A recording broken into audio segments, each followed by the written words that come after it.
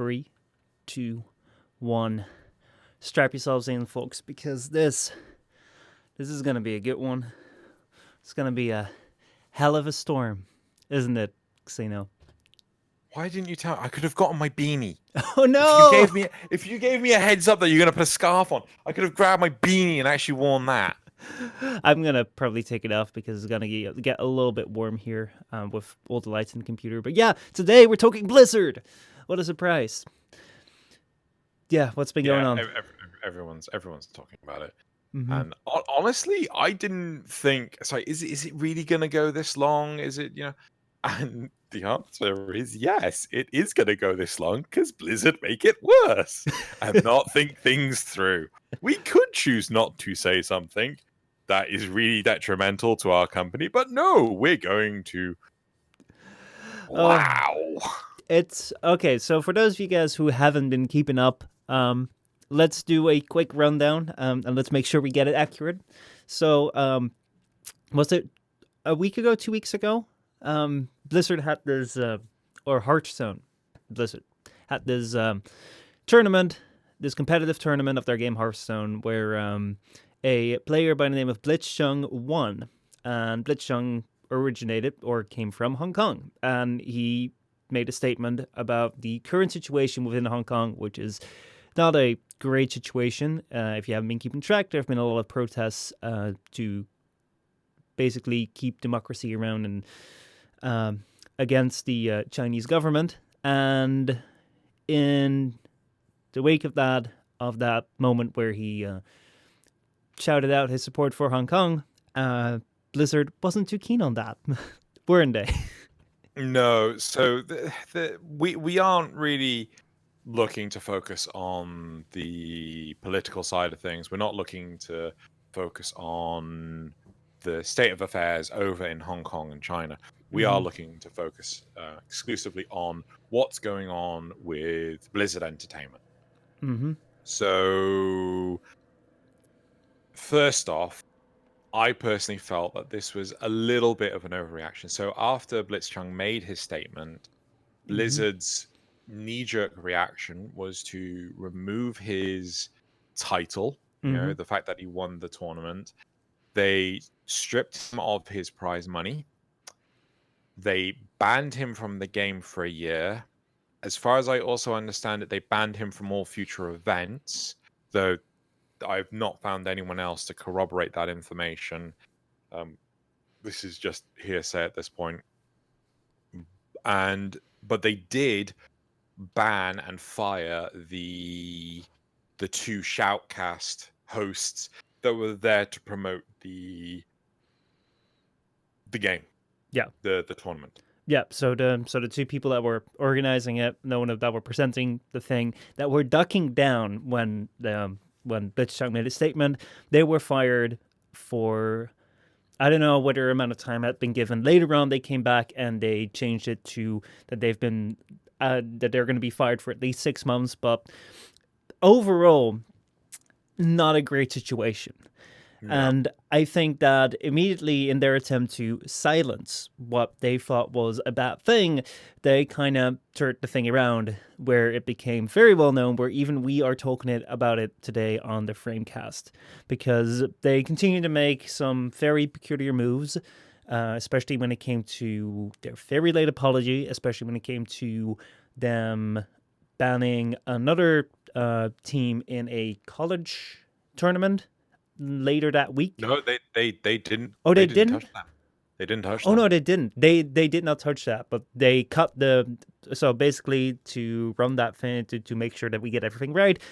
After the weekend passed, I think it happened on like a Friday, and then like the Monday or so, they had there was a college tournament in the United States, and the very first team that came on had a cardboard thing saying ban Blizzard, support Hong Kong. Boycott. No, support Hong Kong, boycott Blizzard. Yeah. Right. I'm also going to point out, if we're saying anything wrong, please make sure that you actually tell us in chat or in the videos if you're watching this post the live thing. So I'm not quite sure which one of us said it, like the apology thing. Blizzard didn't actually apologize. No, they did not. They absolutely did not. There was no word of apology in there. But that came later on. That entire thing. So in the meantime, you had this college tournament where people held up the sign, and then they weren't banned, as you rightfully say, but they cut all the interviews and all the webcams, so people couldn't hold up any more signs. And then they came out with this amazing letter, in which they admitted no fault, and which wasn't really addressed to the community at all.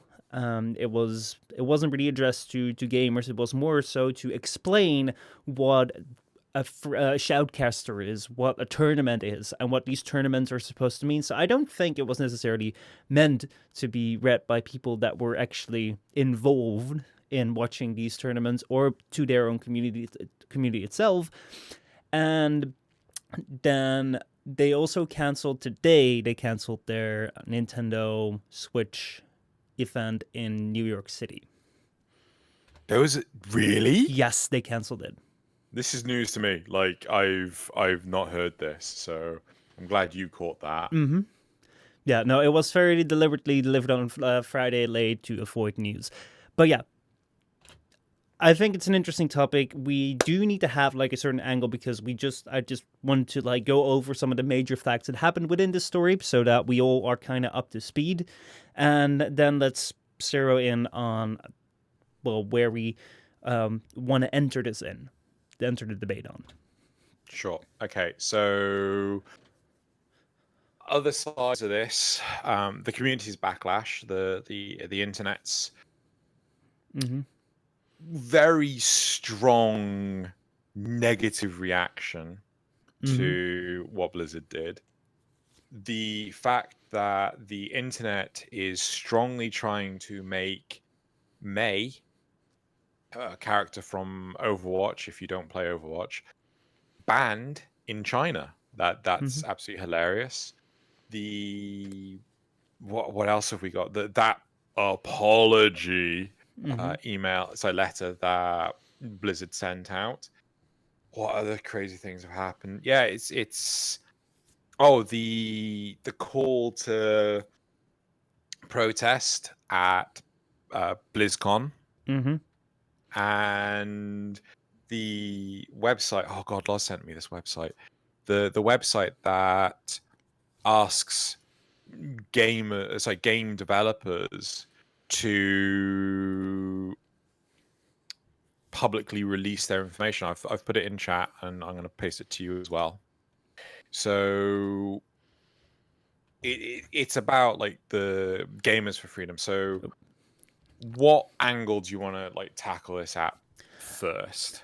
All right. I actually want to go, and before we start, I want to actually try and play a little bit of devil's advocate on. We've been seeing a lot of voices against it, and I'm strongly against Blizzard and what they did here. But let's try and see this in a little bit of like a nuanced light, because I don't want to just run in head first and try and like repeating all the mantras that everyone has been saying, because then like we're kind of wasting time.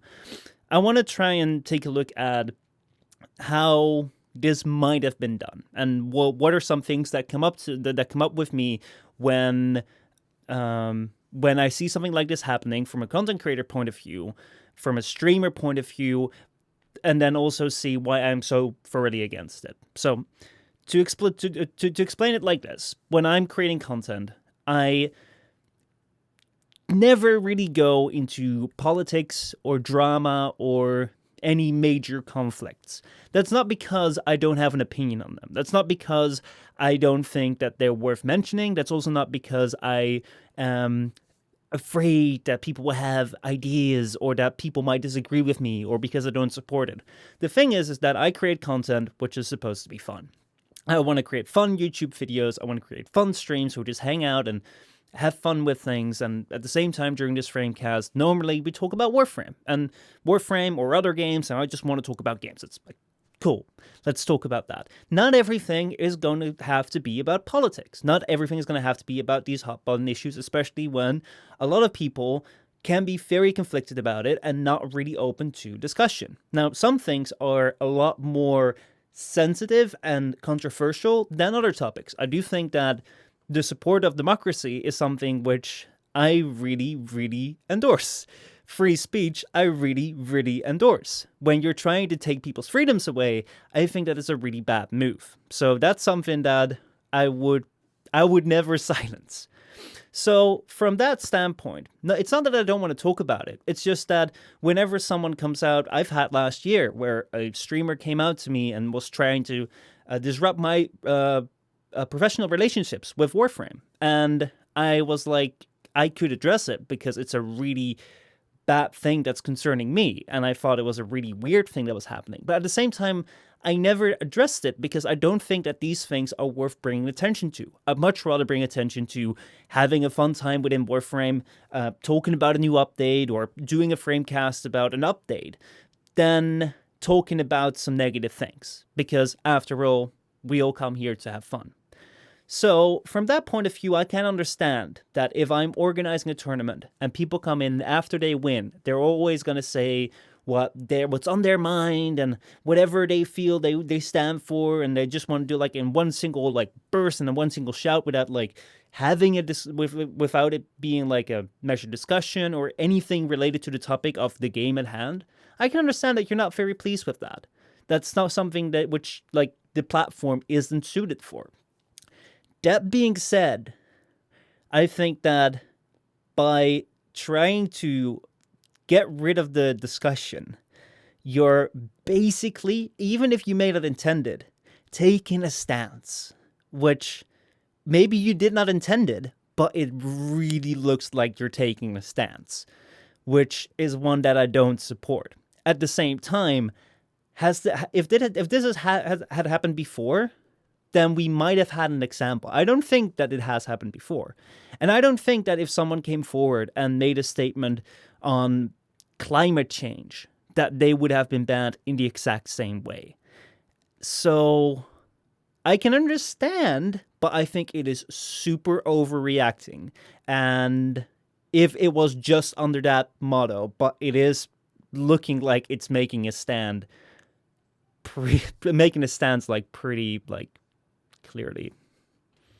So I agree with you, and I personally have to be careful on what I say, because we in the UK have I think it's like the Digital Communication Act or something along these lines. And I'm not going to read it out verbatim. I am, however, going to highlight a story of a certain Count Dankula and point out that this law was used to fine him a metric truck ton of money.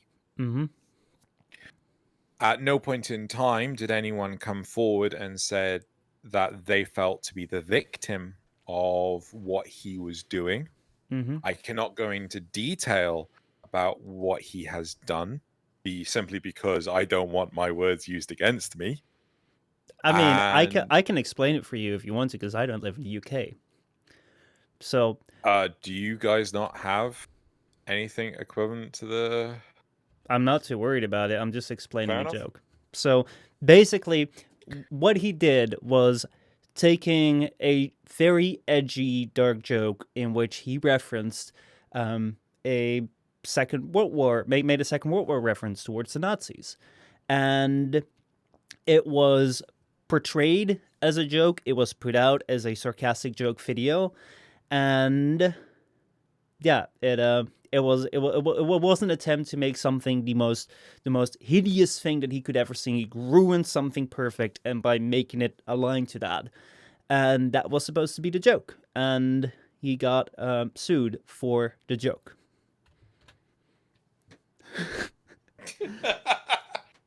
I hope you realize what I was doing then. Yeah. Sorry, I had to. Right.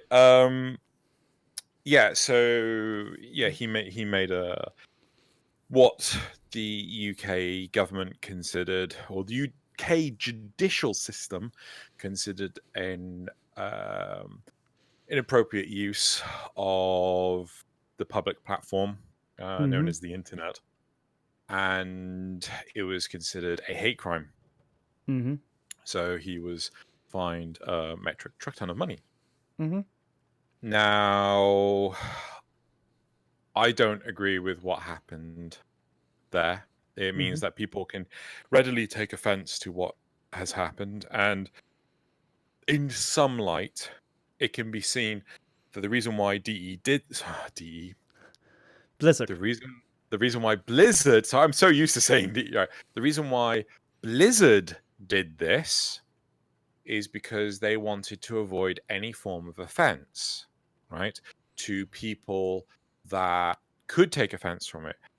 I watched a video from Jim Sterling where he was constantly called out to be, was it Jim Sterling? Yeah, I think it was, where he was constantly being called out to be racist because he was covering the topic. And it's like, how can you say that at all? How can you and people will take offense wherever they can, right? We have such a blame culture, like, oh, it's your fault for not doing this, or it's your fault for doing that, or and yeah. So I can at some point see that Blizzard were trying to cover their backside, but they went way too far. Yeah, way too far. To give you a little insight into what the consequences are. This is not a NHL, NBA, whatever pro league player in regular traditional sports that is getting a 6 months or 1 year, initial 1 year and then 6 month ban. No, this is esports. This is shoutcasting, which do pretty well with their prize money for tournaments, but it's not a very luxurious job. Like in streaming, in content creation, in online entertainment, there is a lot of money, but it isn't readily available and it isn't for everyone. So those 6 months could mean an end of a career for any of these people that are being banned, because yes, Blitzchung was banned, but you could say the shoutcasters can find another job, but it's going to be really hard if you're put in this situation and every company is taking on this PR idea that Blizzard has to then find a job as a shoutcaster. So it could mean literally the end of your career. 6 months, you might not be able to survive. So it is really, really, it's a really, really tough sentence. Now, as I said, I can see it a little bit, playing devil's advocate, and I can see it that you do not want to offend people. Then again, no matter what you do, you'll offend people. That's a matter of fact. This will offend people. That's also a matter of fact. But I think that it was that the excuse or argument of offense was a very interesting one, because who was going to take offense to it? Because basically the message as it was received was a message for democracy, for free speech, and against a tyrannical government. And they shut it down. Now that, for an American company, is really, really interesting. That is something which has uncovered a lot more, which I don't know if you have seen as well, that people have been on the hunt for, looking for other companies that have severe influence or have been influenced through China, or possibly influenced through China, and have taken some interesting actions because of it.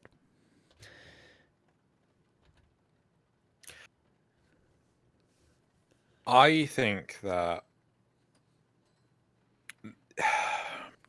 it's potential. We don't really know what's happened with Blizzard, right? We don't know if Blizzard were reacting to their Chinese partners or the Chinese stakeholders turning around saying you need to react to this. I We don't think don't know. they did, because they responded really quickly. So it's probably that they did it before there could even be a response. Potential. It could also be along the lines of, this was during a time when US weren't available, so it was like one of the more local offices. It might have been the Taiwanese office where the actual tournament took place. They had to react, and they went too far. And then it was like the US side of things that actually had to deal with it. Like that. So I want to highlight some things which may be a little weird of a tangent. So when I put out a tweet yesterday asking if people would be interested in us talking about this, the second thing I did was I actually messaged DE and asked them, would they be okay with us talking about this? Because I have a lot of respect for them, and I don't want to piss anyone off, and I don't want to lose my Warframe account that I have spent years putting time and effort into, especially when I still enjoy the game.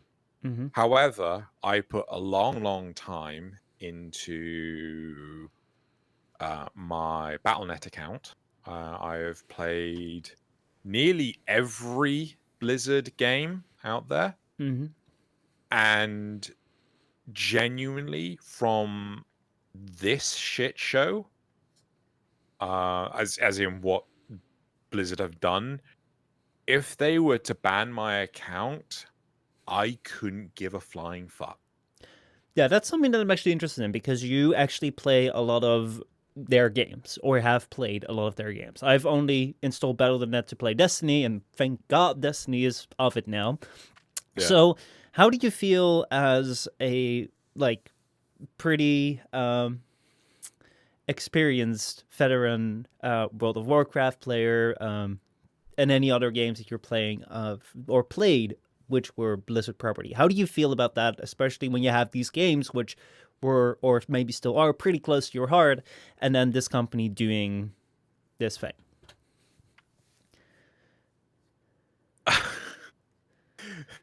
This actually genuinely tugs at my heartstrings because I am so upset at them. Right? I loved Blizzard's IPs, right? I do mean the past tense, because I think so. When it was Blizzard in charge of things, because I don't see it as Blizzard anymore. I see it as Blizzard Activision, or Activision Blizzard. It's Activision that are fucking it. Do you want me to stop swearing? No problem. Go ahead. I mean, I am quite enraged, right? I've actually gotten to the point of actually removing all of my Blizzard merchandise from behind me, right? I'm not going to get rid of them because I like them. However, I'm not going to promote Blizzard Entertainment by having them there. I feel that Blizzard have gone awry because they have been too heavily influenced by Activision, right? I think it's the reason why Chris Metzen, one of the lead directors in World of Warcraft and Overwatch, left the company. I think it's the reason why Mike Morhaime, the president and CEO of Blizzard Entertainment for God knows how many years, stepped down. I think it's the reason why Ben Broder suddenly wasn't there at BlizzCon anymore, and why we have people and stand on stage and think that, oh look, it's a mobile game. This is the highlight of the keynote of BlizzCon 2018. Everyone's gonna fucking love a bloody mobile game. Right. Well, let me jump in on that because it's pretty much the tragedy of the growth of a company and the eternal struggle of creative talent. So let me begin with creativity. Where does creativity come from? And this might be a long tangent, but follow me along here. So you're the most creative when you're faced with a struggle. Basically, the definition of, I wouldn't say definition, but a way of looking at creativity, of a creative idea, is when you're faced with an obstacle in which you cannot go around any conventional ways. So you have to think of a different, out of the box way to get around it. That's the point where people are most creative. When you're faced with something and you have to tackle it. Not when you can just like put it to the side. No, when you have to tackle something, but you can't go around it, so you have to think up your own way of getting around it. Now this might be around something in life which is a tangible thing, but this might also be around when it comes to a game. Like, let's say Warframe was a game that was created at the last moment. That was created, no, well, I wouldn't say last moment, but on the last efforts of Digital Extremes. Yeah. They could have gone bankrupt if Warframe failed. Would a company that is doing really, really well attempt to do an all-in on one game? Not necessarily, but they did. And Warframe DE did because they had to. And like when you are there at kind of wit's end, you'll try anything. You'll try anything because it can't get worse. That's when you're the most creative. So creative people, they need space. They need to like think against the traditional lines. They need to try things. They need to do things that are different. And like a lot of them will fail. 90% of your creative endeavors will fail. 10% will work. And those 10% will have your 90% revenue. So like you'll get most of your reward from like the 10% of what you do. And the other 90% will account for like the 10%. So it's being creative is a very high risk, high return thing, but it creates like the most beautiful games, the most beautiful stories, the most beautiful things that we remember. Now, the problem is that creativity is not really scalable, because if I create a game like Warframe, at a certain point, this game will, if it is successful, will have to require more people. Now, you can't have 200 people, 200 developers, all going, let me try all these different things and see what works. Because if 200 people are doing that, like, you're not having a very efficient and structured team. So you're going to have to tell people to like, okay, you do this, you do that, you do that. And that's how it works with most companies. Like, people will have a creative idea, and then you're going to have the more traditional, hardworking people that will come in and do the job to get that idea on a high-scale production. But as that becomes more and more and more, as a company grows, the creative people, they're really creative, but they're not really good in working between the lines. So in order for the company to be successful, the creative people are kind of like pushed to the side because, like, you know, it's not really like, come on, like, don't try and like mess with it because it works now. Now we got to make it work. And that's when the creative people leave and the company becomes rigid and like pretty star in what it does. And then it just kind of crumbles in the end. Or maybe some more creative people come in and they revitalize it. And that's what you see with an Activision Blizzard.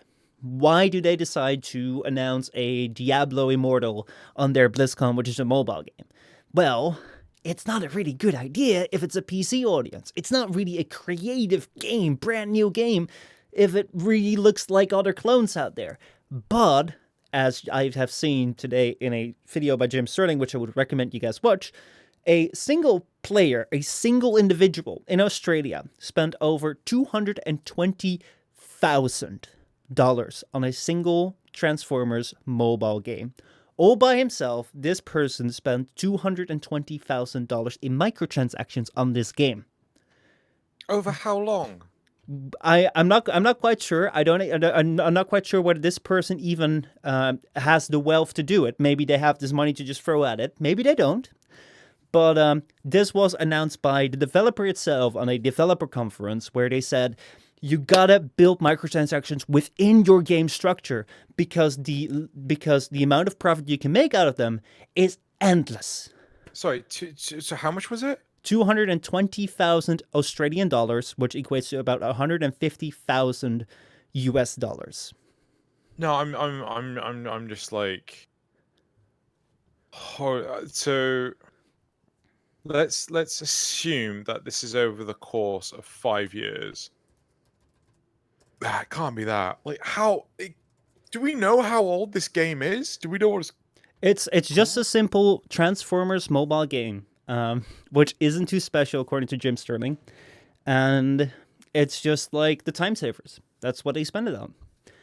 And the thing is that when you look at it, not from a creative perspective, not from a responsible or moral perspective, but just from a profit perspective, it's like, hell yeah, that's a good idea. We can make so much profit.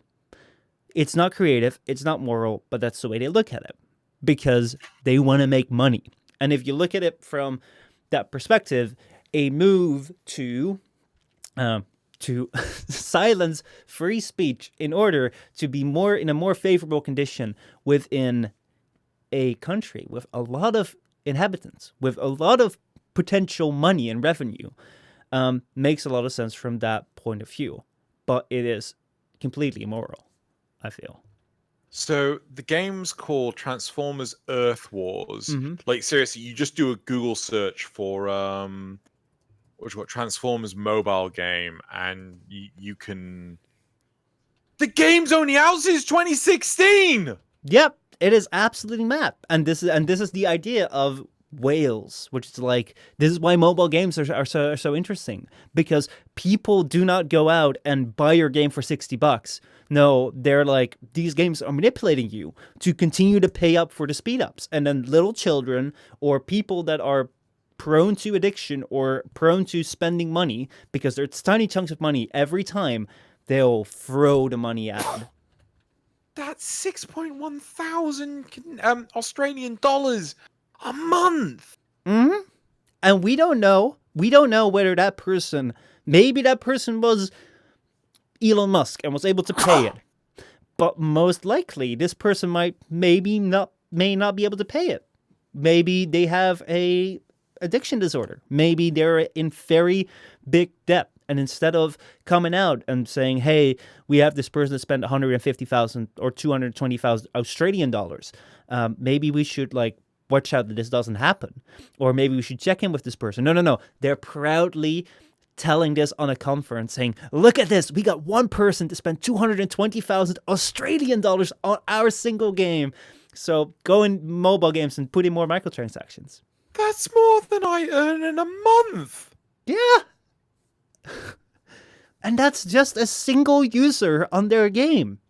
That's criminal. That's fucking criminal. Like, I'm sorry that.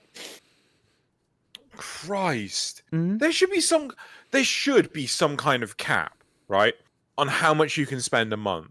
Well, there isn't, because there's no regulation for it yet. But trust me with this. Oh my god, like that is criminal. You should not be allowed to pay that much money into. Fuck, I hope they're minted. Yeah, I hope so too. But most likely, I don't think so. Because one thing that I do, one thing that I have noticed and come to know more and more over the years is that money generally flows. So it's not always the same people that keep the money, because let me put this out. It's like the creative people. Often creative ideas are high risk, high return. So if you have a good creative idea, you're gonna get really, really rich sometimes. Not all the times, but sometimes. But most of the times, the people that come up with the most creative ideas aren't the people that are the richest people in the world, because, as we said, the most creative ideas come at a time when you are in the biggest peril. Well, not necessarily throw yourself out there and try to almost come to a near-death experience for the most creative ideas, but if you're at this point where you have no other options, but you gotta make this YouTube channel or you gotta make this game work, people generally come up with great ideas. People that are within generations of rich families have a lower chance, statistically speaking, of keeping that money within the family because it flows. However, what is keeping people generally rich is because most of the time, people that have more money might make smarter decisions. not spending a lot of money on a microtransaction game. Like, let me put this out there. Like, let's say, as a game example, if I buy a Nintendo Switch and if I buy a $60 Mario game, I don't think Mario has microtransactions, but correct me if I'm wrong. If I buy that, then that is about $300-$400 that I'm spending on that system plus the game. Now, let's say that I am not in the possession of that money to buy it, but I see a free mobile game and I get it free on my mobile. And then I spend every day. I spend like about $2 on microtransactions because it's just $2 and it's just like it speeds up the game. It makes it more enjoyable. At the end of the day, I will spend more than if I just bought the Switch. And that is something which people are really, really prone to. And I don't think that someone that has earned their way to the top with making smart business decisions would be spending $220,000 on something like a very simple mobile game. I think that this is not right. So it's worse than that. So, okay, first off, I got 2 points. Yeah. Right. I'm going to go with the first one. You keep that. No, actually, I'm going to go with the second one first. I think there is a lot of room for abuse when it comes to microtransactions and subscription-based services, right? I've said this, like, how many subscription-based services are you paying for, right? I remember going through my own list, and I kept on, oh, I forgot about this. Oh, I forgot about this. Oh, I forgot about this. Oh, dear God, I forgot about this. You know, Netflix, what's it called? SoundCloud, TubeBuddy, oh God, like Switch Online. I can add on to this where like I had it with Twitch. I was subscribing to a lot of people that I knew on Twitch, and then when we had like charity events, you throw in like money to support a charity, which is a good thing, but like that would add up to a lot as well. Yeah, and it's just like, you know, we're not talking small change here. Like, you know, if you were to subscribe to someone on Twitch, we're talking about 2 Twitch channels. Twitch. You know what I'm saying. If you were to subscribe to 2 Twitch channels, that is your World of Warcraft subscription for a month. Yeah. Just 2. Yeah, and there's a lot of content creators that a lot of people want to support. Yeah. Right? Going to $2 a month, a day, yeah, comes to 720. Sorry, did I get the math right on that? I feel I got the math wrong on that. Hold on. No, it's about 720 because you got 365 in a day. It's about 730 about. Sorry, 730. I was like, I don't know why I came to say 730. Right, so you got $730 or pounds or whatever a year, right? In product, right? Yeah. But then you add on things like, okay, well, you have to buy the game console. That's $300, right? And then you have to buy the game as well. That's another $60, right? So you're talking about effectively $400 on top of the $730, and it's just like, you don't need that extra money. You just want that extra money because what are you doing with this money? Right? This is something that Jim Sterling constantly brings up, right? Why do you need that much money? Well, let me point this thing out. This is what I said in my Inside video the very first time that I covered like console subscription services. Like, what are console subscription services and why are they here and why do you now pay for going online? And the thing is that it pays out way better for these companies if you have this required subscription service for going online. And their reasoning is that if we can get money from people using the console, like PlayStation expects to earn around between $700 and $1,600 per PlayStation that they sell just from online services.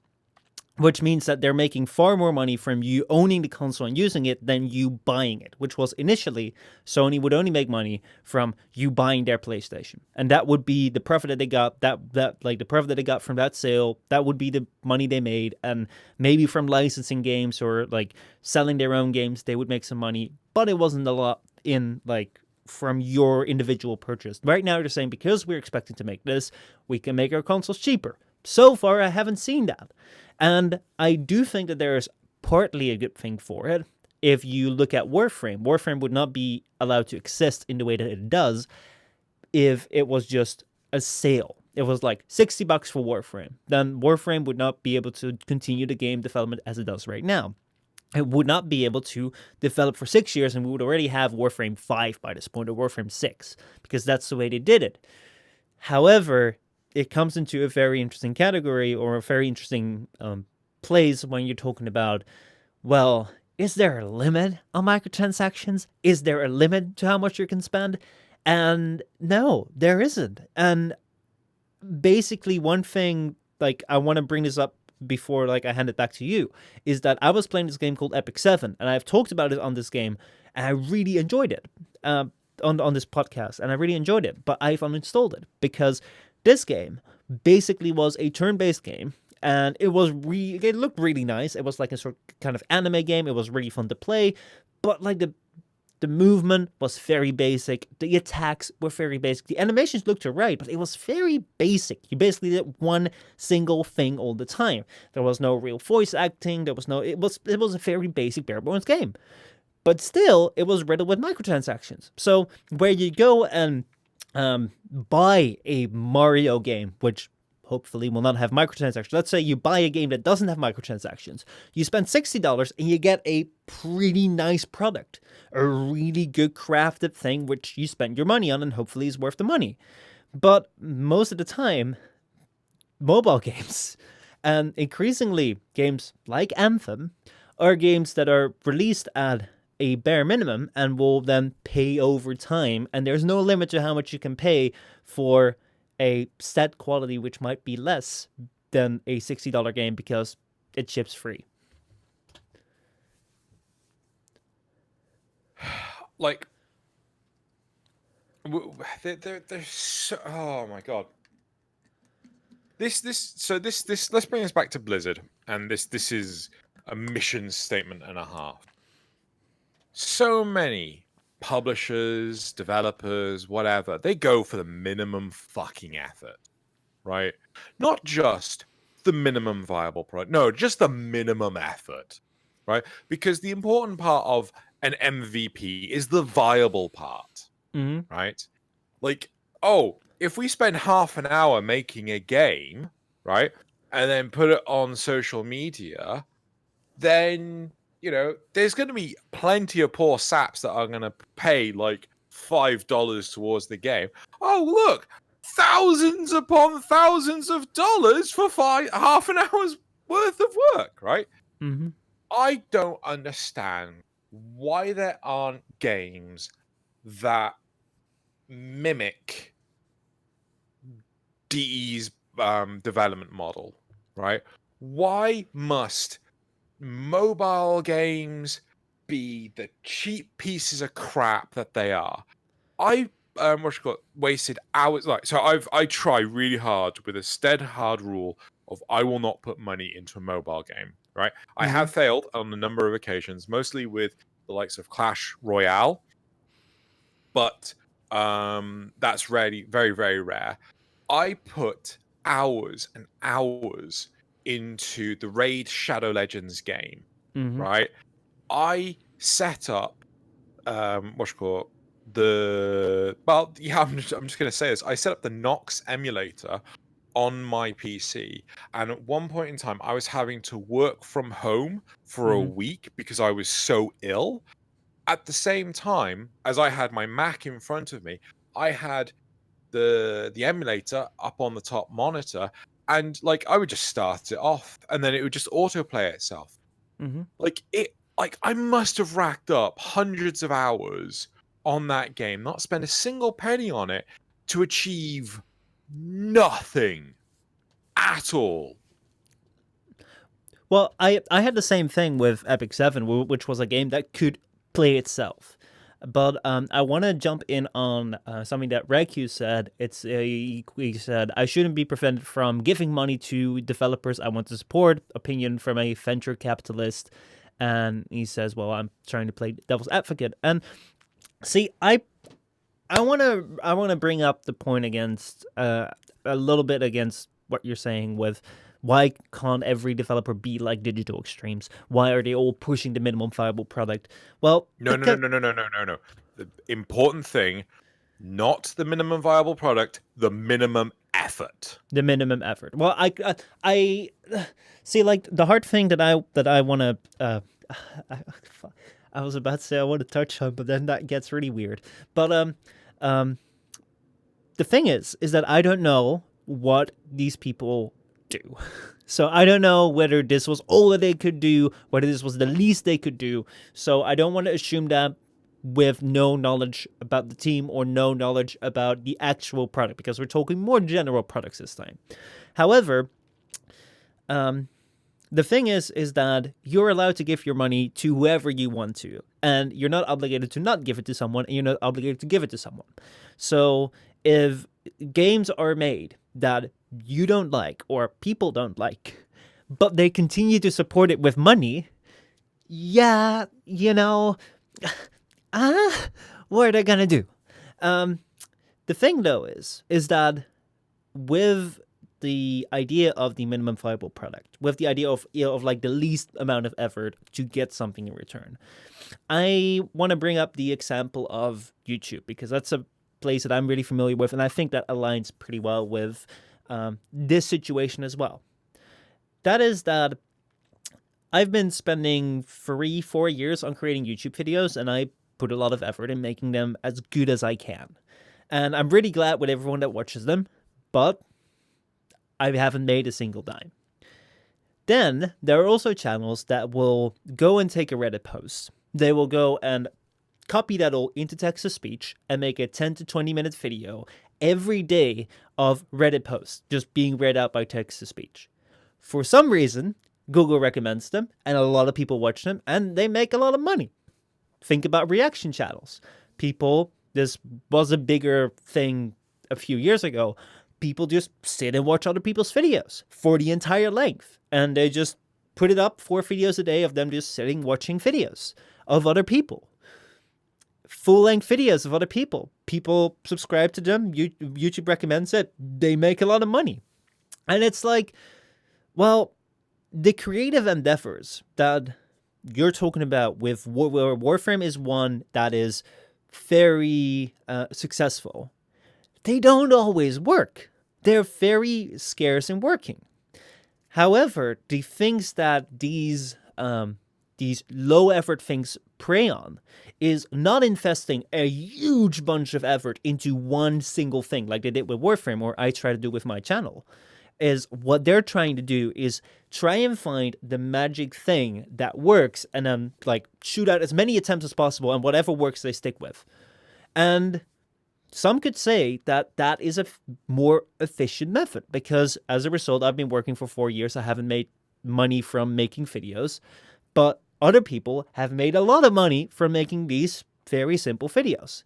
Now, why is that? Well, how could people pay money or pay attention to these things which are lower quality or are these low effort things? It's because if you make a bunch of variations, one is going to work. And one of the things that I discovered when it came to these mobile games is that they feature a lot of colors, they feature a lot of animations, and they feature a lot of direct positive feedback and anticipation on very quick, rewarding positive feedback if you do another thing. And they're very psychological things. Like, the reason that you're sitting in a room and there's a TV and your eyes go to it is because you're attracted. You're naturally attracted to light and colors and certain colors. Like, if it's very like saturated, colorful colors, that looks like fruit. That looks like really ripe fruit. So you'll be attracted to it. That's the same thing that these games do. And they work. And they work in a large number of people. Also because it are small amounts of money. It's like $1. What are you going to do with $1? It's like, if you lose it, who cares? And if you do it then twice a day, it's like, it's $2 a day. But over the entire year, you could have bought 2 Switches from that money. So, yeah, like the low effort thing, even though it is not the greatest moral good, it is something which works really well. And as long as people are paying for it and watching it or giving it the attention it gets, like, yeah, you could argue that it's a bad thing that a company like Activision does it. But let's take an example of a college student that is in massive debt and then decides to make very quick and easy Reddit videos, and oh my god, he's making thousands of dollars a month. Is that a bad thing? I don't know. Damn, son, damn. So, okay, first off, is there a difference between a college student doing this and a AAA publisher like Activision doing this? Personally, the answer is yes. I think there is, right? When you are limited to only using your mobile phone as a camcorder to actually record your videos, it's what you can do, right? But if you opt to choose to just use your mobile phone and nothing else, and you grow from it, then maybe you're on the right track, right? Maybe,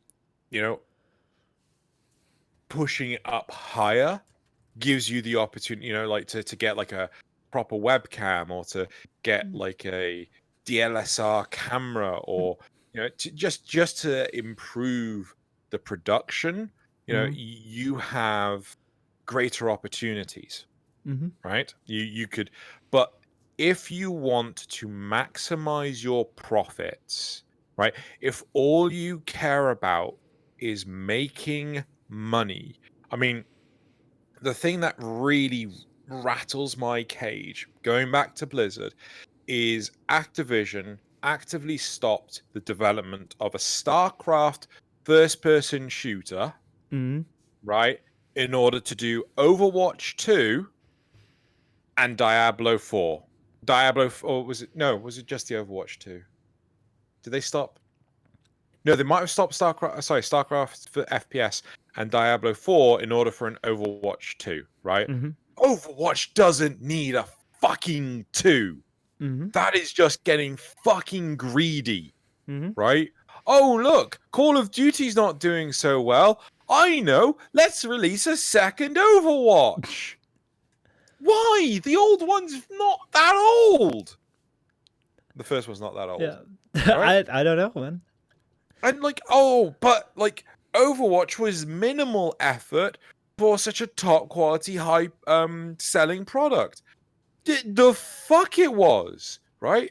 Overwatch is off the backbone of something called Project Titan, which was supposed to be a first-person MMO. The problem was, it failed. The project flat out failed, and they had to scrap it. They took the resources that were left behind to create Overwatch. And Activision think to themselves, hey, you don't need to put that much effort to make a good AAA title. Fuck off.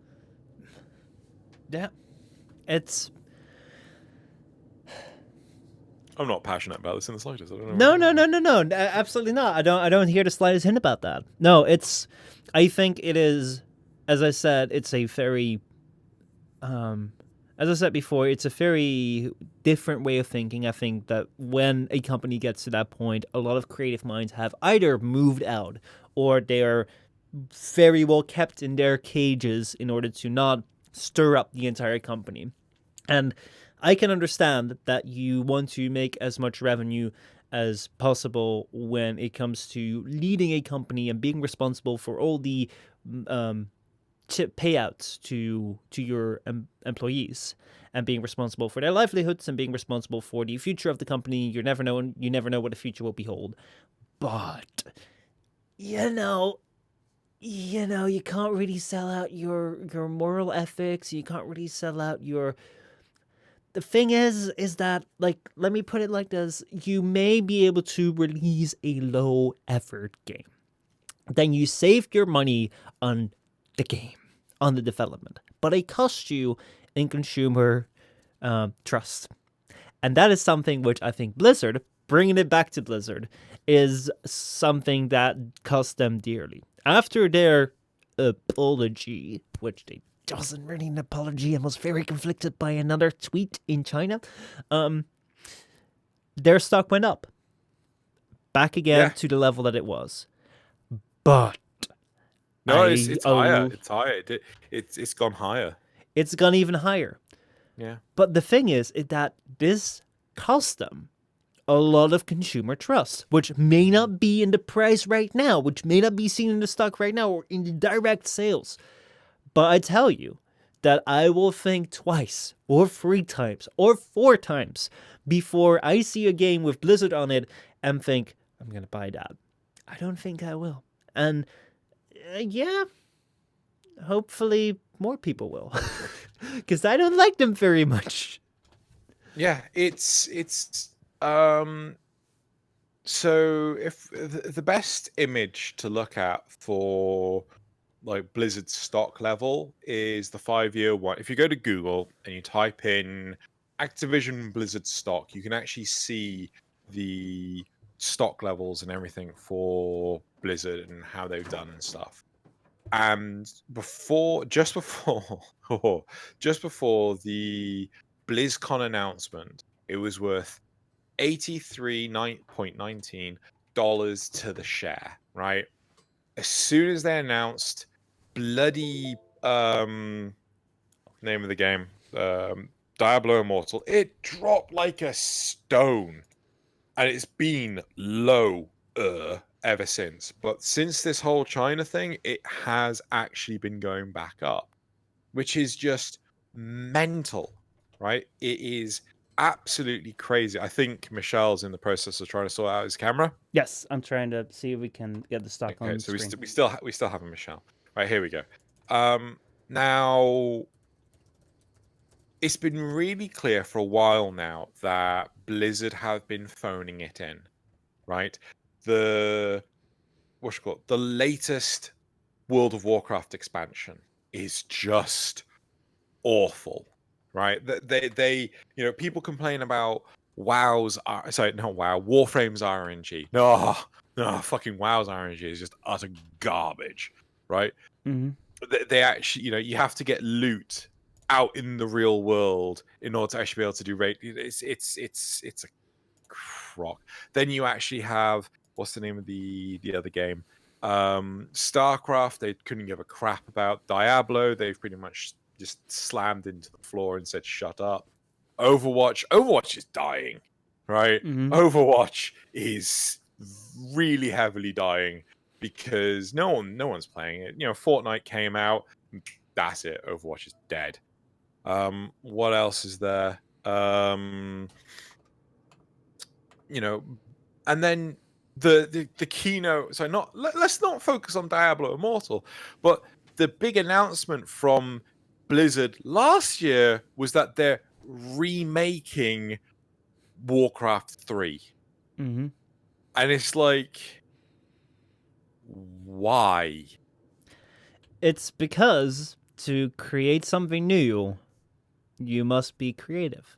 And there is no guarantee in Yeah, making you have to something take new. a risk. And you have to take a risk. And that is something which it is not the hardest thing to create something new or something, a great idea. It's not hard to have a great idea.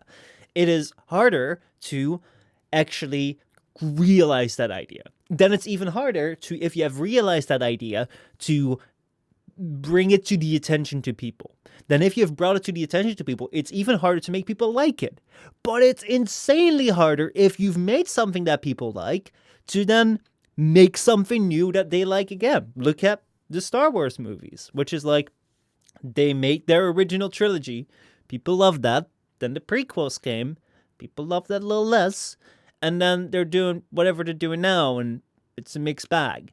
It's pretty hard to follow up on things and keep revolutionizing. That's why a company like Apple did really well years ago when they made when they revolutionized the computer system, when they revolutionized the iPod MP3 player thing, when they revolutionized the phone market, when they created the tablet thing. But I'm going to fight you back on this. Okay. Right? Good sir. I'm going to fight you back on this with Blizzard's own products. All right. Right? So first of all, we had Warcraft, right? Which did very well, but instead of leaving it in the sort of like low end effort to make the next thing, Mm-hmm. which was either Warcraft 2 or StarCraft. I'm not entirely sure, but the original images for StarCraft, right? I'm going to see if I can actually find them on Google because they're really iconic to how the game looked way back when in the Warcraft 1 or 2 engine. Ah, here it is. Found it. So this is what StarCraft. Oh God, give me a break. No, come back. Come back. Hold on. I can do this, guys. I can do this. I promise. I promise. Open image in new tab. Yes. So this is what Just put it StarCraft. in Discord and I'll open it up. Yeah. So this is what StarCraft looked like, right?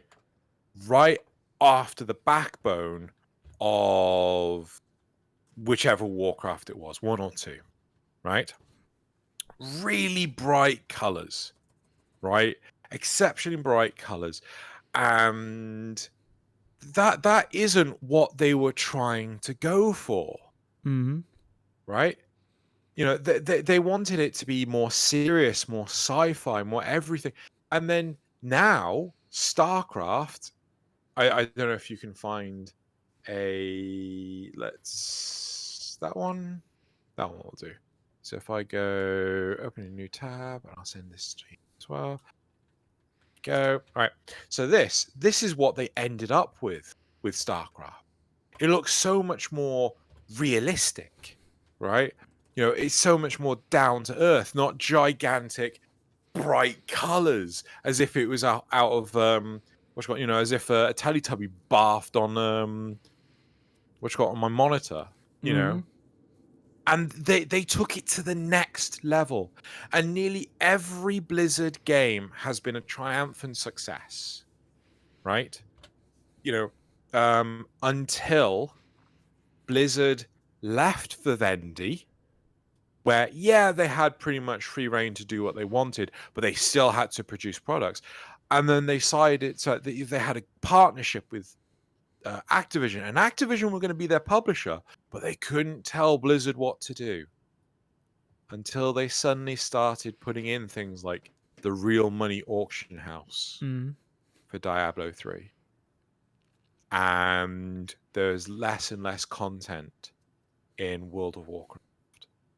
And, you know, and when, you know, and I'm pretty damn sure, like, when they were phoning it in, like, you could see when they started phoning it in, things with, like, time travel and fucking World of Warcraft, like, fuck off, Mm-hmm. right? No, I understand that. So if you give people the opportunity to care about their product, to make the product that they are happy with, they will make an amazing product that everyone will be happy with, right? I That's why don't they want can't. to give that as a guarantee though. No, Because yeah, no, it's like most likely people will work better if they work on something that they love. But creative endeavors are high risk, high return, and like yeah, yes, the high return will be there if it succeeds and people do be creative and they make the thing that they love. But in a lot of cases, they will make the thing they love and it won't work. I do want to put that out. potentially, yeah. But like another big thing is I mean, they okay, may, so I just want to jump in there. Do you love what you make with your YouTube channel? yeah. So, is it massively successful? That's a matter of opinion, because every single time I tell people how many subscribers I've got on YouTube at work, they're like, "Holy crap, you've made it at YouTube!" I'm like, "Nah, man, nah, man, No, nah, man." no, So but it is, like that's the thing. It's like there's a massive amount of people on YouTube, as an example, that make really passionate things, and that aren't PewDiePie successful.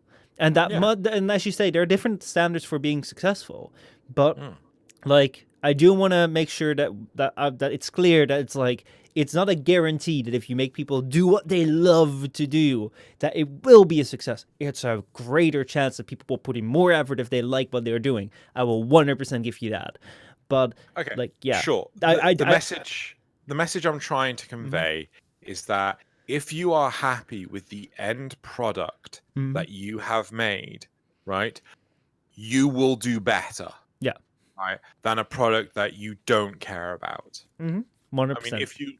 if you look at there were two games that I know of that Blizzard canned, which was um, Warcraft: Lord of the Clans, which was a point-and-click adventure game that you can find on the likes of YouTube, right? Mm-hmm. That they were like, no, this is too silly, right? Point-and-click adventure games, they're just too silly. This is not the direction we want to take the Warcraft franchise. And they axed it. They just canned it, right? Mm-hmm.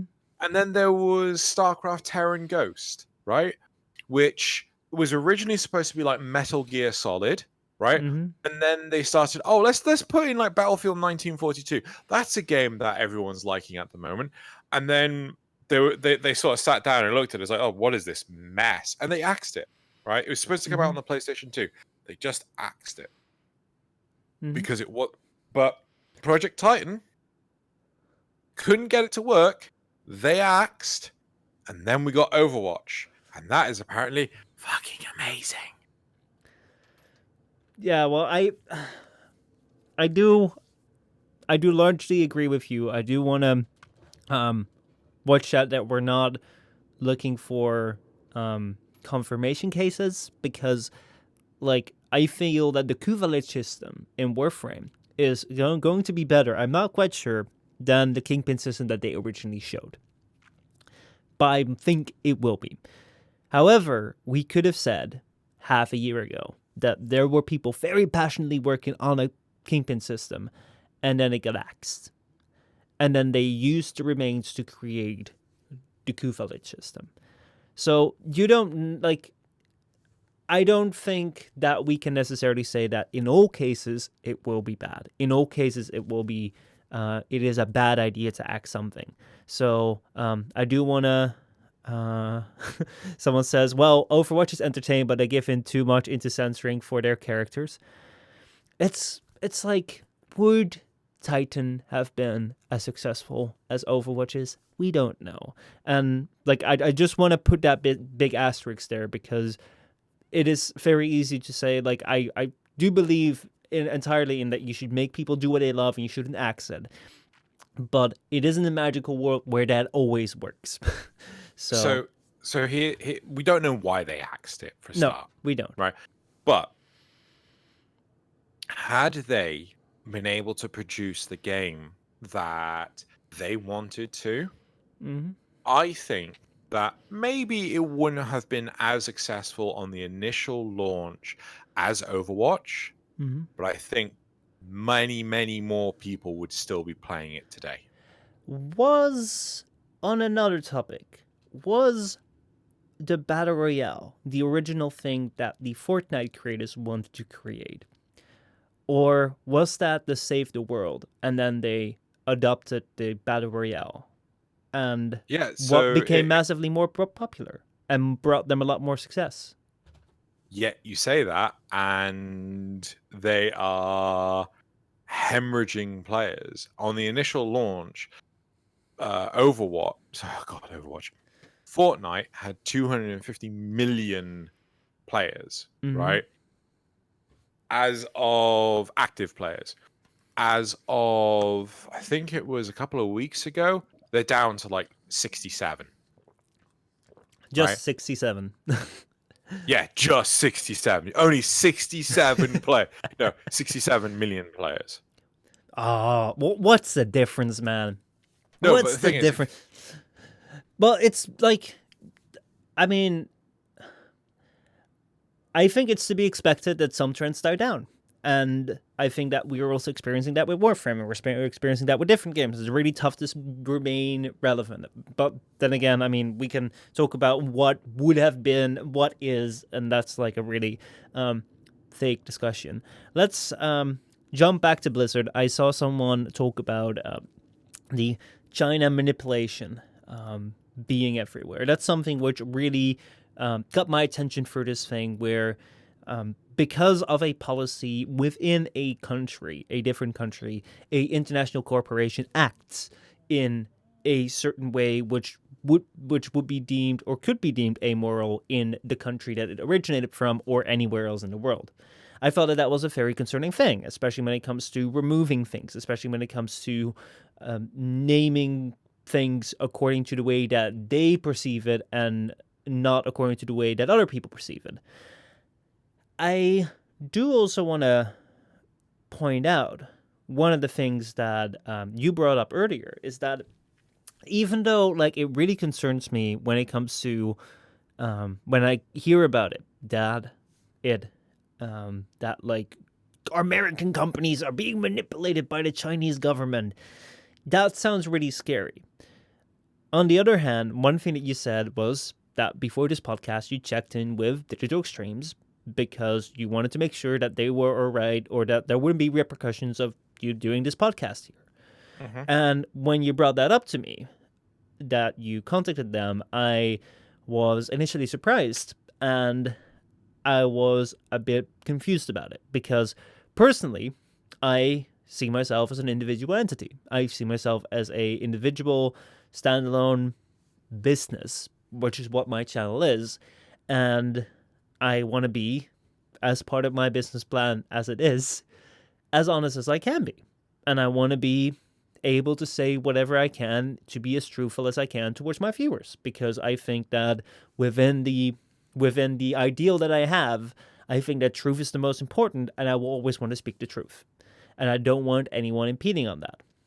But I could also understand when you said that, hey, I would love to talk about this, but if it means that I might lose my Warframe account because, let's face it, Warframe has a giant Chinese investor, and they might not be too keen on people that are partnered with Digital Extremes talking about certain things which they might deem offensive, which they might act upon and say we don't want this to happen. Which has you talked about League of Legends or so, where they have stated that people can't talk about this. It is something where it's like we're not necessarily being manipulated by China, but it is something which, through people being very precautious and not wanting to bear the responsibility or wanting to make sure that they keep opportunities open, that they want to be super careful about what they do. And I think that that's a really interesting thing in how do we go about this and what does it mean necessarily? Because I'm not quite sure. So I think one of he sings his their praises. One of the great things about DE is the fact that they are open to what people say. They don't like to stifle anything that anyone has to say, which in a sense is a way of encouraging people to say good things, right? You can't say that. We don't like you saying bad things about us. They don't do that, right? I've seen plenty of publishers like Warner Brothers and things that say you cannot talk about this part of Shadows of Mordor. You know, we don't want people to talk about this part. You know, that's under what's embargo, right? You can't talk about it. You know, Destiny 2, right? I think Destiny 2 did it. I may be wrong, but there have been plenty of instances where reviewers of games cannot talk about the game until the game's release because they are hoping that those pre-order numbers, right, stay high enough to make sure that it makes the charts look good for them, because a lot of people tend to buy based on the charts. A lot of people tend to buy based on reviews. I'll be honest, I order takeout based on the number of positive reviews for a takeout. I'm not gonna lie, like I will avoid like low numbers. Same with products from Amazon. Right? It has to be a minimum price, weird as it sounds. It has to be a minimum price, and it has to have a surplus of good reviews. Right? So, talking back to those instances, if a company like Riot Games turned to me and said, look, you cannot turn to your audience who you are an influencer of. Like, imagine I had a big audience. And you know, talk about how bad these situations are, then you know, like I honestly, I would be in a situation where I would want to walk. The only problem is, for me personally, I am friends with a lot of people at DE, right? Mm-hmm. I wouldn't want to offend anyone, right? I personally, I should have checked beforehand that they were like this. This is how I see it, right? Mm-hmm. I don't see that they owe me anything, and I don't see that I owe them anything. But Mm-hmm. they are my friends, and I don't want to upset, right? Mm-hmm. And likewise, I hope they don't want to upset me, you know. And I know we've had our differences with Ember. No, I'm joking, right? But the big thing is, like, I respect them as developers. Mm-hmm. What were you gonna say? Well, a part of it is that you are also an official Warframe partner. And Yes. personally, I feel that one thing that people get massively wrong, and this also showed up with Twitch recently, with Twitch partners, which is basically the same thing. We've had this discussion in the Warframe partnership, and last week it showed up on Twitter of Twitch partnership, and I kind of want to address this on the podcast as well. These partnerships are very public teams, the way that they're presented. You can go to the page where it says Warframe partners, and you can see all this the list of all these partners. You can go to a Twitch partner; they probably have a list of them, and you can look at all these partners, and they seem to be a great group of people all together. However, even though it is a collective title, it is an individual relationship. I have an individual, well, like we all have the same contract, but we all have our partnership with Warframe. So I have a partnership with Warframe. You have a partnership with Warframe. That's all separate from each other.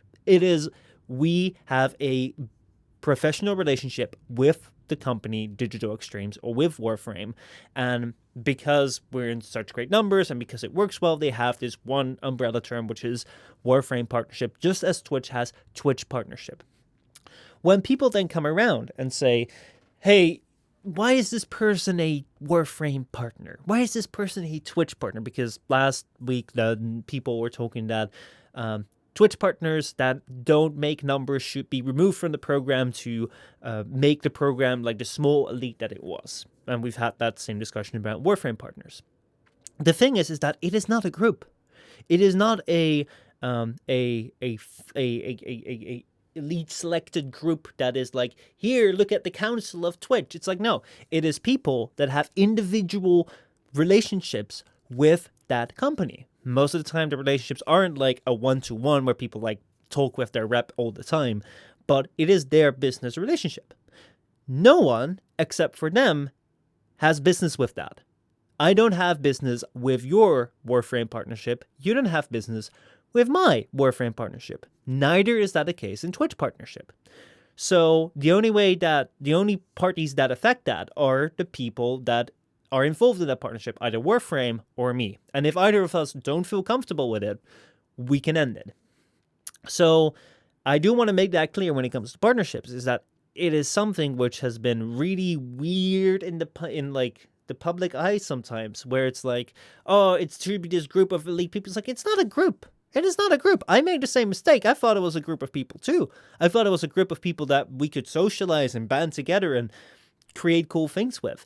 But it's not a group of people. It's just people that happen to have the same sort of partnership. So back on to the partner thing, is that you being a Warframe partner, even though I don't necessarily think that it means something as you belonging to a group, it does show that you have business relationships with a company, in this case Warframe.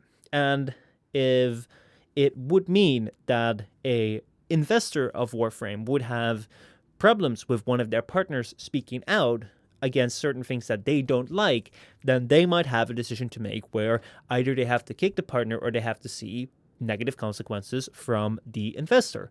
And then they have to make a sum. And I've seen, even in the case of Warframe, that the sum doesn't always land on the caring about the individual. It most oftentimes lands on what is the most effective solution for the company.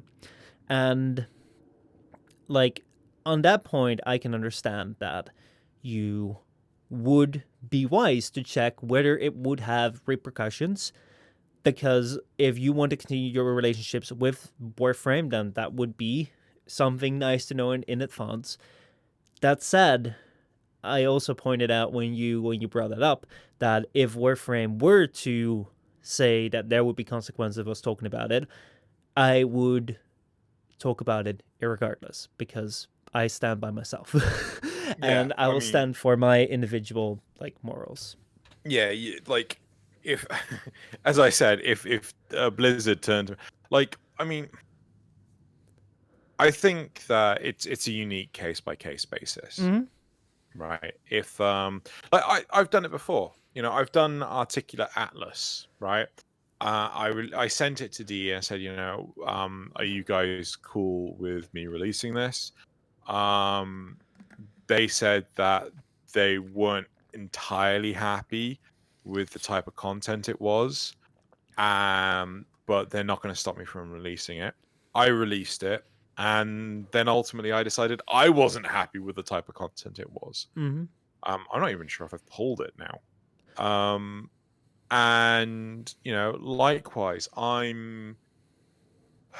if I was to have that relationship with Blizzard, with YouTube, with anyone else, like, I would take their feelings into consideration, right? At least I try to.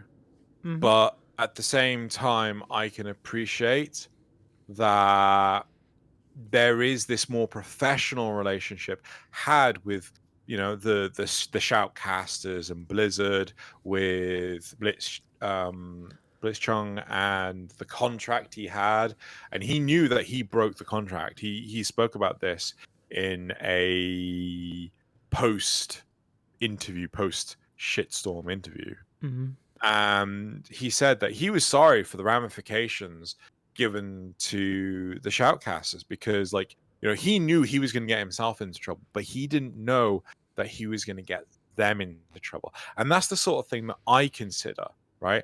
Am I talking about this, who could potentially represent someone like Digital Extremes, going to cause problems for them? Is someone going to potentially lose their job over shit like this, right?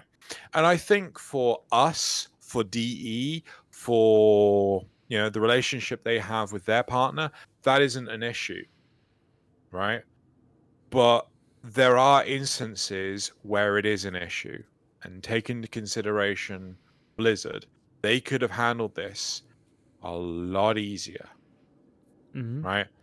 I think But the biggest problem with what they did is that, first of all, it was, even if they did not want to make a stance or if they wanted to be the impartial side, they came up very partial against a very moral issue, a very moral standpoint.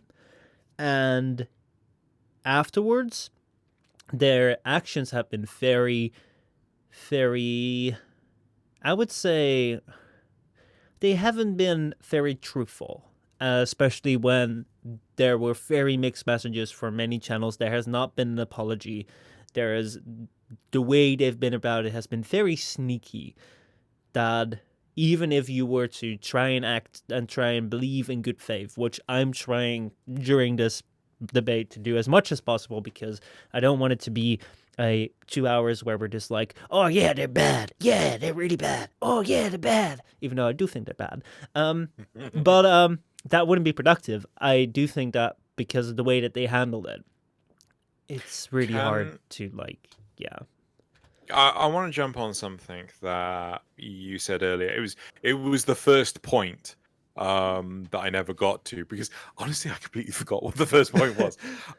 So one thing that uh, is becoming more and more apparent Mm-hmm. is that there are a lot of individuals that like to sit upon their mountain of dollar bills and do nothing with it, Mm-hmm. right? Honestly, like, I am so happy with at the company that I work for. So one of the great things about where I work is that every year they take us away on holiday somewhere, Mm-hmm. right? They pay for it. The company pays for it from the profits of the year, Mm-hmm. which is just amazing, Mm-hmm. right? How many companies can you say do that, right? We're not a massive company, right? But at the same time, why do the big wigs, the fat cats, the whatever you want to call them, the executives, why do they need to earn? Okay, so I used to work at the University of Birmingham, Mm-hmm. and at the time, so this is going back a number of years now, my the vice chancellor at the University of Birmingham was earning, I think, £470,000 a year. Mm-hmm. 470. What the hell are you going to spend that money on? Well, the theoretical idea, and then this is something that gets broken a lot of times, and in most of these cases, you will feel it's unfair because you know that person is in that position and earning so much for something they don't deserve. But in the theoretical world, the reason why people that are higher up earn more is because they have to deal with the responsibility. And that is something which I, as a small business owner, which isn't a very successful business, but it's a business that runs some channels, have encountered a lot more and have gotten to learn a lot through doing this and being out of the standard school and work circuit. So if I am working for someone, then I can do a good job, I can do a bad job, but if I'm at the end of my day, I can close off, can go home, I'm home. It's not my job. If I'm home, it's not my job. Ideally, that's also the case. Sometimes people get called in over for overtime, which is a bit bad, but sometimes this happens. But most of the time, you can just leave your job. And if you fuck up at your job really badly, then at the worst case, you get fired and you no longer have a job. That really sucks. But if you own the company, like I own my YouTube channels. If I am lazy today, if I'm not doing anything, or if I just tank this stream and do something so badly that everyone unsubscribes, then Is that an option? I don't know. Then there's zero money coming towards my company. Then it's over. Then I can do really, really bad. Now, I don't have anyone working beneath me, but if I do, then I'm also responsible for their livelihood. And that is something which you cannot escape from closing the door. Because the thing is that if I am back home, even though my work is at home, but even if I'm somewhere else, that is time that I could be working. And every moment that I work would progress my company. So I can never leave work. It's a responsibility where if I am working for someone, they are responsible for me. So if I make a mistake, they might fire me. But in the end, they're responsible for the mistakes that I make. That responsibility is a very precious thing. Precious is the wrong word. That's a very heavy thing. So yeah, go ahead. So I understand exactly where you're coming from, Mm-hmm. right? But what is the value to an individual where they're earning £500,000 a year compared to earning £100,000 a year, right? I could earn, say, £100,000 a year, and I could pay you Mm-hmm. or Joey £30,000 a year to do YouTube content, Mm-hmm. right? Yeah, Mm-hmm. I'm earning my my keep, and I'm earning your keep, Mm-hmm. right? I am earning my keep, and I'm earning my girlfriend's keep. I'm earning my keep, and I'm earning my child's keep, right? That just doesn't exist anymore. It's just, oh, gotta hoard all the money. Oh, gotta keep all the money, right? Well, The top. actually, let me interject with that real quickly, because I actually know someone that owns his own business, and they own a very pretty successful business, and they're looking to expand into a new facility that should accommodate a lot more production, that should accommodate a lot more people to work there, and should accommodate a growth within the company that could lift it up and support more people. The thing is that in order to accommodate such a facility, they have to put everything on the line, even personally. Now, some might say that they earn a lot, but then that they have a fair luxurious life, which they do. They really they do live, they do have a better situation than other people. But in order to make this upgrade, they have to sacrifice, and they have had people come over to like value what they own and put that up so that they can take this massive loan, so they can set this thing up, so they can build this facility. Now that is something which the people that work for the guy do not have to worry about. They don't have to worry about putting everything that they own on the line to build this new facility so that the company may grow and so that they can hire more people. So I can understand that when it comes to Jeff Bezos, like, does he need more money? Does Bill Gates need more money? No, I don't think so. But when do you not need more money? Like, that is a big question. And when have you earned it? And when is it something that you don't earn? Because I may be able to get around from the money that I have, but let's say that my company goes bust in 2 years and I don't get a successful company after that, because making a successful company is not like a one-way thing that you can do over and over again. It's a bit of luck and a bit of like being in the right place at the right time. Then maybe I will only earn like the $200,000 over the 2 years that I earned the $100,000, which is a lot of money. But if I want to continue to live off that and continue to raise children and send them to college and support them when they are setting up their ventures, or supporting my friends that are setting up their ventures, I will run out of it. So it's like, I can understand where you're coming from, but it's really hard to draw that line, especially when we're talking about collective cases and not really on like individual cases. Because yes, I would say that Jeff Bezos, it's tough. But like Elon Musk, when he earned $30 million, was that enough? Was that he shouldn't have earned more because he earned $30 million and by selling his company, his first company? I'd argue that Elon Musk is a hard one to sell, only because Elon Musk dumps loads of money into crazy philanthropies that are like, he's trying to. I heard one where he was trying to build a tunnel, I want to say under London, that was vacuum sealed and had these little pods. That's the Boring Company. That's his first company that he's working on, and that is that's like. But do you know that they've scuppered that because they just found it was like impossible to do, right? It was like, it just wasn't feasible. So instead, he's actually like, oh, we're just gonna build a tunnel that people could drive their cars in. Well, they're still working on that on the vacuum idea. They showed off like the tunnel system. But their biggest problem is tunneling faster than a snail can move, because tunneling is really, really slow. However, when he invested in, like, I am not really like familiar with all his investment, but one thing that he did, he invested heavily in Tesla, and it was a make or break case where he could have lost pretty much everything he had if Tesla failed.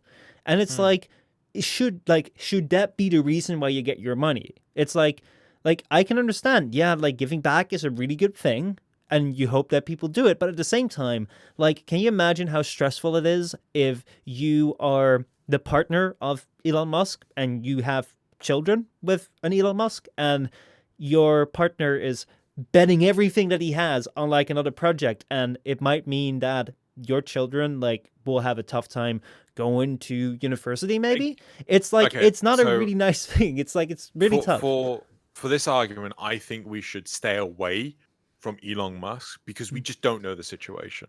I do not think, as someone who is tech savvy and, like, hey, let's do electric cars, I cannot envision that Elon Musk would be crazy enough to gamble everything to the point of his family is out, on the streets or anything. I cannot envision that he is that sort of guy to take that higher risk. I think he takes high risks, but not something to the detriment of his own family. This is where we find out he's signaled. But yeah, I think he divorced a couple of times, but right. I mean, like this is what I mean. It's like I think we really have to watch out with talking about these global, like these universal statements. Like there is truth in what you say, but like it's really tough. But when you're saying like, oh, $100,000 is enough, it's like, is it? It's like you don't know because like individual cases, it's like you don't know the individual that we're talking about. Does the individual let's say that you said that 100,000 is enough. Let's say that the individual like studied for 8 years and has a massive debt. Then that 100,000 may not even pay it off. It's like it's very like hard to put this arbitrary number on. I would be impressed if that 100,000 did not pay that off. You check America university debt. That can go insane. Yeah. Okay. I think we should look at the facts, right? Blizzard was one of the best places to work. Mm-hmm. Now it is rated to be one of the worst by its employees, right? Mm-hmm. They have had more and more people leave the company in the last year than anything, right? The high turnover is diabolic. Mm-hmm. They pay their developers less than any other game development company because, and as far as I understand it, because I'm trying to remember it, as far as I understand it, if you work for Blizzard, that's a badge of honor, right? Like, no, I shouldn't be paid less to be able to put your name on my CV, right?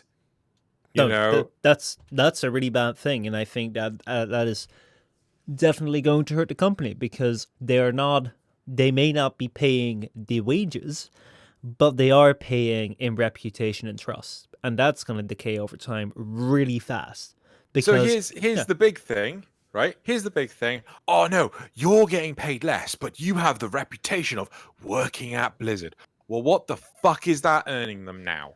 Yeah, right? Like, considering but you're working people for a will shit know. show company. People will know. Like it's not going to hold up over time. It is a really short-term damaging strategy that will damage the long-term of your company. It's a really bad policy, which is like if you're smart about business, you would not do that. But like they're going pretty bad, really fast, and really, you see it now. Really bad.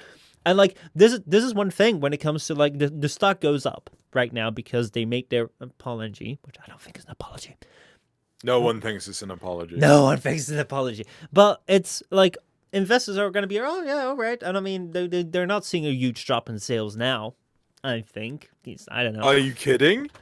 Loads of people have cancelled their Call of Duty purchases. Loads of people Call of Duty is coming out, of course. I was like, there's people. not a big thing that's being sold now. So like, loads of people have cancelled their World of Warcraft subscriptions. Loads of people have asked them to delete their accounts. Oh, that was beautiful. No, like the thing is that a lot of times when it comes to these boycott things, is that people are bad in the follow through. So initially, when they do a response, of course it's going to be a drop, but they're going to have to like wait for a couple months to see if it comes back. Same with like a YouTube content cop, where it's like channels die and you lose subscribers. Like, well, not necessarily, because like they'll lose subscribers and then like after a month they come back up. This is the thing, though, is that they've damaged like a lot of reputation, which I think is going to be really hard to actually get that back. And I didn't know that, of course, Call of Duty is Activision. So yeah, if that doesn't sell well and the following games don't sell well, and we're going to have BlizzCon, and then like that will drop again. The fact that they have done this just before BlizzCon, right? And now there are active groups looking to protest at BlizzCon, right? You've already told me that they cancelled a Switch event on Friday, right? How bad would it be if they cancelled it today? They cancelled it today. In New York, there would be a Switch launch of Overwatch or something. I'm not entirely sure, but there would be a Switch launch of one of their games in New York City. What? It's got to be Overwatch because I know it's Yeah, coming it's soon. it's Overwatch, and they canceled it, and Nintendo had to like put up a tweet for their online like their official Twitter saying like event is canceled due to Blizzard pulling out. Apologies. Right.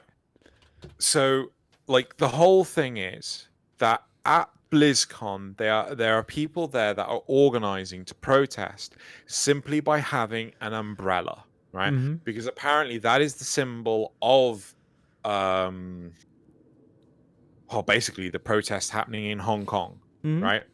Could you envision the number of people that would be denied entry to BlizzCon simply because they have an umbrella on them? Could you imagine the backlash of them canceling BlizzCon? Could you just comprehend I really freaking how hope bad so. it would be? I How that's it. bad? It would How be really bad? No, no, bad. no, no, no. How bad would it be if they are at the keynote, Mm-hmm. right?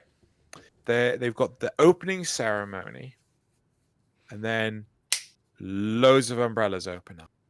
Mm-hmm. How bad would it be? I think it could be really bad, but wait and see. That's the thing. 2 million people signed up to raid Area 51, and only a handful of people showed up. The participation rate and the amount of care that people have is not equal to the amount of people that say they will participate and say they'll care. Because, like, I'm interested in how big this story will be on people's minds on next week and maybe the week after. It's like things do die down. So I do want to say, like, one of the reasons, like one of the things which I think is really bad is that, like, to their customers has been a really bad move, and I really hope that the protests or the boycott will have effect to teach them that this is not the way you go about things and get away unharmed. However, the follow through rate is sometimes really, really low. Like, look at EA being able to like push the same shit over and over again, continue to make FIFA every year, the same game, and with more and more microtransactions, and people still buying it, and people still putting money to it. It's like people complain, but when they complain, they also got to put their complaints to action. So they have to not support the products monetarily. They have to not. They have to actually come to the thing and protest and actually go through with it. If they're not let in, don't like throw the umbrella away and go in because, oh, I paid for the ticket. And like, I can understand if you're like, oh, I kind of want to make a statement and say, well, you can't come in with the umbrella, but you paid for the ticket and to stay. And you're like, well, this is I all saved up for, so fuck it. It's like people got to follow through. Like, that is one very important thing. It's like it will be really bad if people follow through and continue to follow through, because if they don't, then it's like, well, I mean, yeah, then like it's not so bad if they don't follow through. So vote with your wallets, as Sakuma said. Yeah. I like in all I was gonna buy the BlizzCon virtual ticket. I'm not going to anymore. You know, Lars was gonna buy the BlizzCon virtual ticket, he's not going to anymore. I was gonna buy the Warcraft 3 remastered edition, not going to anymore. I will maybe one day I will purchase a I will buy a subscription back into World of Warcraft, right? Because I do like the looks of the upcoming patch. I'll happily play classic WoW again, but I'm not prepared to buy their merchandise, not anymore. No. Right? That's why I've removed my figures and things out of view, because I don't want to influence people into buying their stuff. No, it's this is a line they have crossed, and they've not apologized for it. And if they don't apologize for it at Blizzard, it's at BlizzCon. You know? Yeah. Yeah. Yeah, it is. It's like, it's the thing where a lot of people, and I'm part of it too, where I say it sometimes that I'm pretty upset with things that Warframe does, like a login system changes or things like that, but continue to play the game, and that's what you see a lot. But hopefully, I do think that this is a pretty important thing for me as well. I don't own Blizzard products, but I am completely not enticed to give them any support at all. So yeah.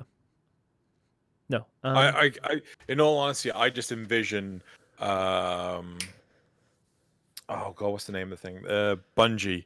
You know, that they are cracking open the champagne in celebration of just missing this shit show. Mm-hmm. No, dude, they're so good off. They're so well off. Oh my god. Right, should we look to, do Yeah. the Questions? Yep. Sure. Let's go ahead. So, so my first question to Michelle is, who's this Tony person that's constantly? I have no idea. Yeah. So, I don't know. Guys, if you have questions here, put them up in chat, and we will answer them right here. And we will. They may concern Blizzard. They may concern anything else. Let me know. They may concern this discussion or something else. So, what do you think about what Blizzard has done? You know, just ask us anything. I mean, I think we covered it very well. Well, like we covered a lot. I don't know if we covered it well. I tried it too as best as I could and tried to keep it as nuanced as we can. But yeah. Anyway, do you think we'll get another meme shit fest like the Diablo on smartphones? Maybe. It's gonna be tough because they're expecting it now, and I think that last time they were also monitoring the questions. But yeah. Any other questions? I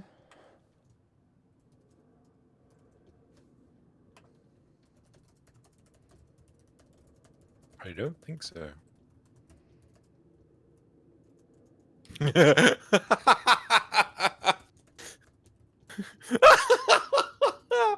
Arteria Faith asks, can you get rid of Tony? Failing Grace replies with, please. Anyway, if there are no further questions, then yeah, I think we're done. Okay, here's a question to you. All right. Do you think what can you envision Blizzard could do to fix this?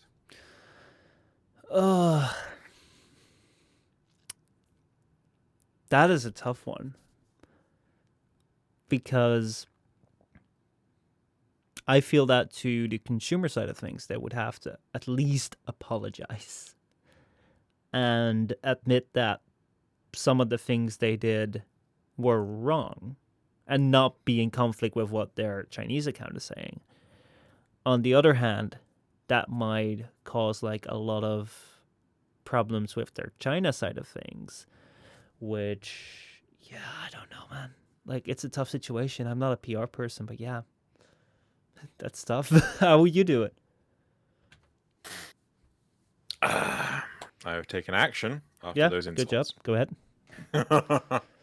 Right. Crap. What was it? What could they do? What could they do? What could they do to resolve the situation? First off, just say sorry. You know, it's just like, you know, we overreacted. Mm-hmm. You know, or we had to do this, right? It's we had no choice in the matter, right? If we didn't do this, we could have lost X amount of money, right? You know, well, see, like just an explanation. The thing is that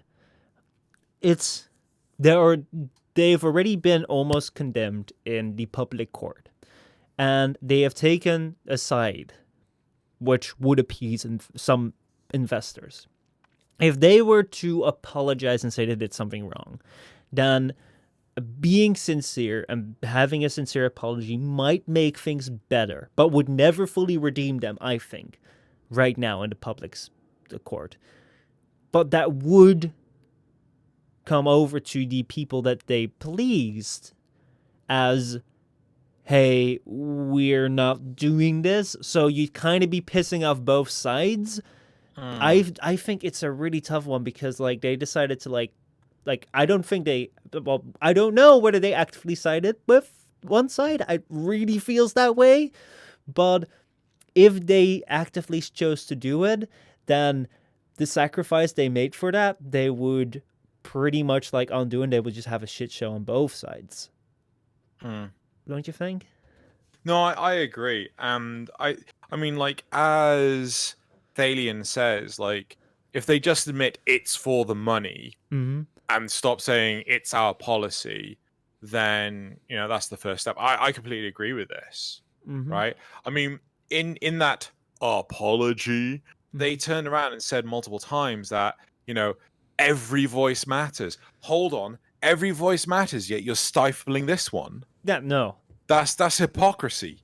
It is. No, like I do think that being honest, it won't redeem them, but at least be honest about it. I'll be able to better take it. Like if you just say like, hey, we're doing this because we want money. It's the same thing with the Epic Games thing. It's like people were really upset when like developers signed with Epic Games and did the exclusive thing. It's like, well, we will not like you as much as we did before because we want to play this on Steam. But if you just come forward and say, we did it because they gave us a bunch of money and we like money, it's like, okay, well, I mean, at least you're being honest. And you're being an honest jerk, and I can follow you because of your honesty. Yep. Right. Oh, question for you. So I put a link out earlier in the chat, and I sent it to you earlier. On that website, there is a list of companies that it's the gamersforfreedom.com. And on there is, I will send the link. Oh, he's put it up in the video. Yeah. You can see a list of the number of companies that have actually said whether or not they will and will not censor what someone has to say. Very interesting. I think it's like 46 or 56% of Epic's stock is owned by a Chinese company. And they said that they will not censor. Well, I think part of that is due to if you want to enter the Chinese market, you need to have a Chinese company or Chinese partner. Yet. Blizzard's is only 5%. So the thing that I feel, and I might be completely wrong in this, is that Epic has a Chinese investor, which might be a Chinese company, or which might be a raised in China Epic company. Who knows which one it really is, because like they can also hire some Chinese people to create this company, which is like, that is Chinese company that was founded in China, but I mean, it was Epic.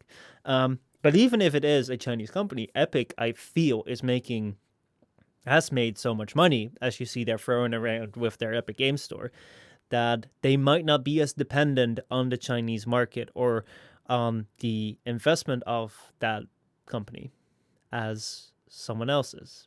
But I don't know. I don't know the specifics. No, neither do I.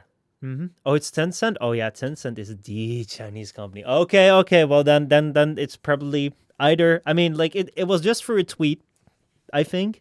So then it's either just, like, trying to appease the public with talk, or it is Epic actually, like, standing in their shoes, being like, we made money with Fortnite, even if they, like, do negative repercussions, we will still stand, or it's Yeah, it's just appeasement. It's like, yeah, we will not censor, and then if push comes to shove, it's like, oh, we never said that. Yeah. Do you think DE should be on this list?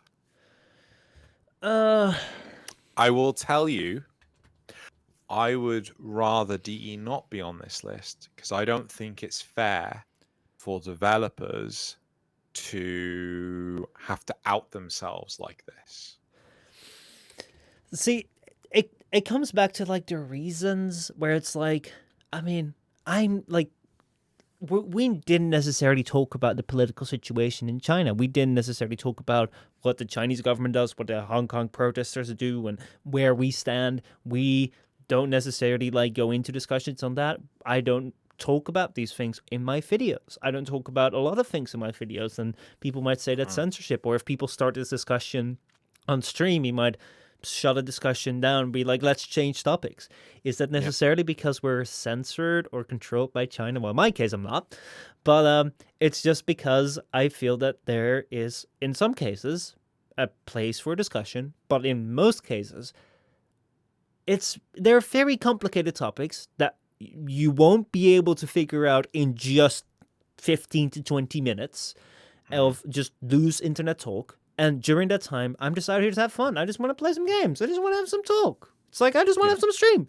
And like, and I can understand that in those reasons, they might be like, well, if you want to have this discussion, take it somewhere else. Is that censorship? I don't know. But yeah. Right. Well, I think we're there. We're at the end of the show now. Thank you very much for everyone listening to us babble on about random stuff that we think we know what we're talking about. And according to Tony, whatever their name was, I'm a big, fat, balding toy collector and haven't got a clue what I'm talking about. And I also want to thank DE for let me talk about this topic and have no negative repercussions on my Warframe account. Please don't buy my Warframe account. I really like it. And yeah, thank you very much, everyone, for listening. You can catch the full episode on youtube.com/postmalonegames and the highlights sometime later this week on youtube.com/xenogalleon. Good luck spelling that. Or you could watch the next episode live on Tuesday at 7 p.m. British time or 8 p.m. European time or 2 p.m. Eastern summertime, America, live on twitch.tv/Michelle Postma.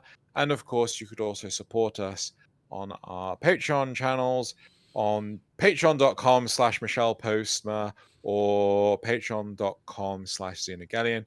All the money goes to the production of our shows. In Michelle's case, probably living. And every dollar counts. Thank you very much for listening. Thank you very much for, big, fat, balding toy collector. That's not going to go away anytime soon. And we'll see you next week.